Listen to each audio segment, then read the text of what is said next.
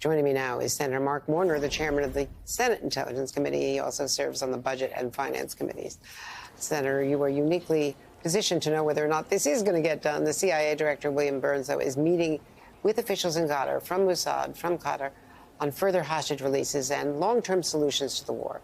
Should Israel now try to better target their attacks? Should they hold off on wide-scale attacks in the south, where 80% of the Gazan the Gazan population is now in the south. They're all displaced. And especially should they limit their attacks against hospitals when the fighting does resume, as Israel says it will? Well, Andrea, first of all, I saw your interviews before the break. It's horrible. I was joined so many of my colleagues this morning in watching the videos that I know you saw of the brutal, horrific events of October 7th. And my heart goes out to all those families. I've been personally involved with a family that had lived in Virginia for a long time. The young man who lost his arm, and we saw his image thrown brutally into the truck, and he is an American citizen. He's one of those Americans we need to get back, as well as all the other hostages. But I also hear on a regular basis from Palestinian Americans who've had literally dozens of family members killed in the events since October 7th. So I do think we need our Israeli partners, and they are our partners, to go at if the violence starts again. And I hope that we can keep this pause going as long as possible to get as many of these hostages out as possible. That there are some constraints, because Israel has been losing the hearts and minds of people not only in the region but around the world. One of the things that I would strongly urge our Israeli partners is to release some of the funds that go to the Palestinian Authority.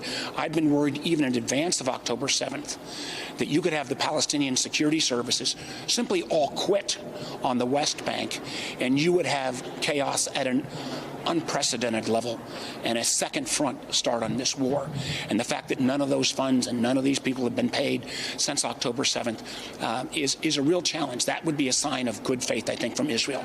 And I do think, I was not at the meeting last night with the IDF leadership, but how they execute, and I understand eliminating the leadership of Hamas, but how they can execute in the south when they've told over 1 million Palestinians plus from the north to go to the south is going to be a huge challenge. Yeah, and it's the tax revenues, which are supposed to be theirs, which is being held up because they get transferred from Israel to the West Bank.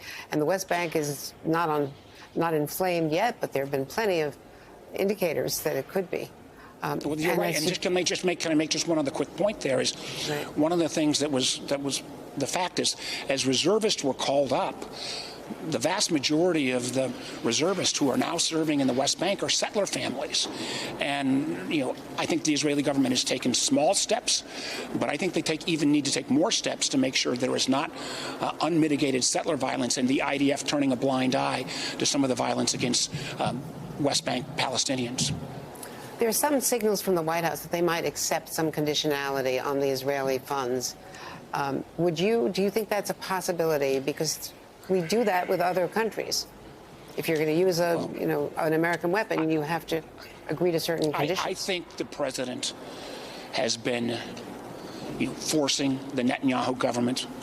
And whether those conditions are formal or informal, I'll at this point leave that to where the progress is made. I mean, for example, I go back again to the point we both made about releasing those tax revenues so that you don't have a complete economic and security crisis on the West Bank. That is not in Israel's best interest. It would also be a sign of good faith. So I think there are ways that we can pressure the Netanyahu government, and whether they come in a formal package or informal package, I think we've got a little bit of time to sort that out.